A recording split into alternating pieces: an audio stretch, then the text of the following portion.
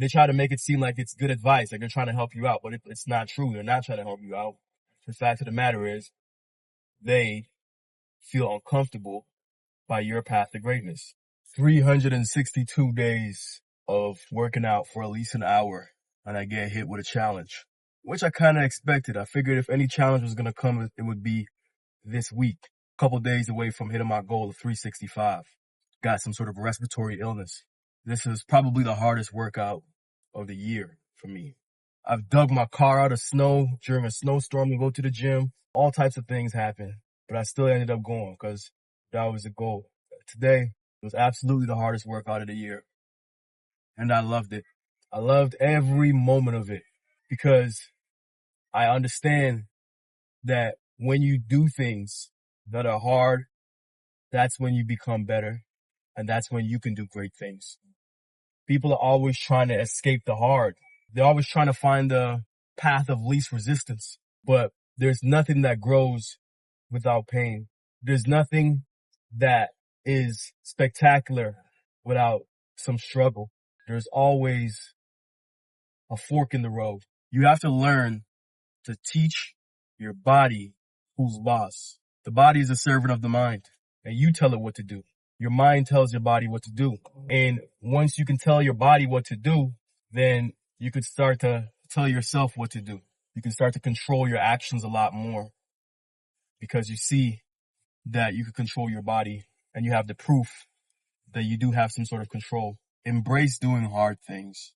Hard things are amazing because they help you get to that next level. There's a saying that goes, your test days are your best days. The fact that I did this hard workout, 2 hours, including an hour on the Stairmaster, while I could barely breathe, sets me up for the rest of the day. I feel good about myself because I did something difficult. And that's the same feeling you're going to get when you do difficult things. I see a lot of people in comment sections nowadays and people online complaining about toxic hustle culture. There's no such thing as toxic hustle culture. Just because they are incapable of doing the hard thing, or they've tried and they've failed, they're trying to project it out into the world and form a new truth that is based around falsehood. Everybody that is great and everybody that we admire did hard things. They struggled. They worked 18-hour days. They practiced more than everybody else. They did the things that nobody else did. Only when you do the things that nobody else is willing to do will you get the results that nobody else is getting. It sounds simple, and you probably heard it before, but it's the harsh truth. If you can't control yourself, somebody else will. If you cannot control yourself, I guarantee you, somebody else will. Life is all about your mind and what you're willing to do and what you're not willing to do. If you want to live a life of comfort and have somebody else control you, that's fine. Go online and talk about how hustle culture is toxic. But if you want full control of this experience, if you want to own your own life, then you have to own your mind. The only way you get to own your own life is when you own your mind. You own your mind through practice, through rigorous exercise, not physical, mental. And mental exercise is doing things even when you don't feel like it, which is also called discipline. Discipline is a form of mental exercise. You'll start to know when you're on the right path when people start calling you crazy, start saying you're doing too much. This is another form of projecting. They're projecting their insecurities on you because they can't do what it is that you're doing. So they'll tell you, oh, that's crazy. You need a rest day. Oh, you shouldn't wake up so early. You need more sleep than that. They'll tell you all these things because it makes them feel better. They're explaining away your path so that they don't feel insecure. They try to make it seem like it's good advice, like they're trying to help you out, but it's not true. They're not trying to help you out. The fact of the matter is, they feel uncomfortable by your path to greatness. Always remember that the majority is always wrong.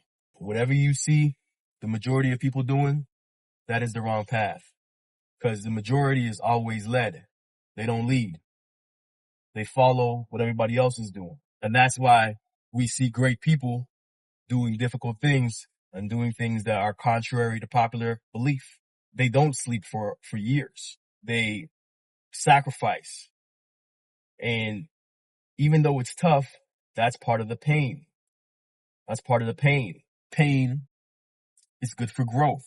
You get stronger through pain. What are you willing to sacrifice? Are you willing to sacrifice time?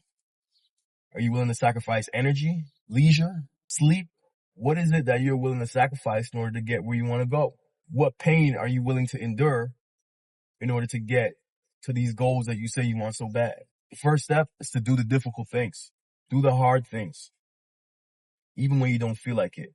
There's no greater sense of accomplishment than when you do something so difficult that you know you didn't want to do, but you did it anyway. And nowadays, it's not that hard to be great. Most people are just not doing anything of any consequence. Most people always want to take the easy route. So if you make a habit of embracing difficulty, embracing the struggle, doing the hard thing, eventually the cream will rise to the top. This journey of working out 365 hours, well, I did a lot more than that, has taught me consistency, discipline, and the power of my own mind.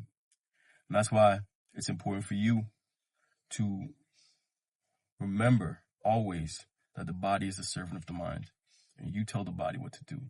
So the next time you want to sleep in, skip that workout, or eat something that you know you're not supposed to do, that has nothing to do with your body and has everything to do with you. Take accountability. Stop blaming circumstances and do what you got to do. Pain equals growth. So embrace the pain. Thank you for watching. I'll catch you in the next one. Peace.